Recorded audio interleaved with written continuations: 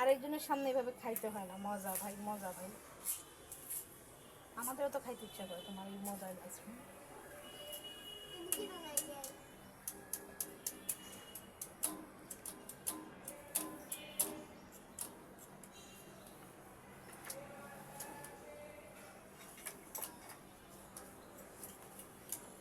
এটা কি তুমি কালার করছো? বৃষ্টি শুরু হয়ে গেছে।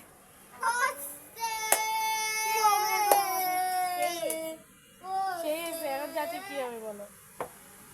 যত তাড়াতাড়ি পারো করে ফেলো। বৃষ্টিটা শুধু এদিকে না আসলেই হবে। চলে আস বৃষ্টি আমার কাছে। ভাই না আসুক, প্রবলেম নাই, শুধু ওই আগুনের দিকে না আসলেই হয়।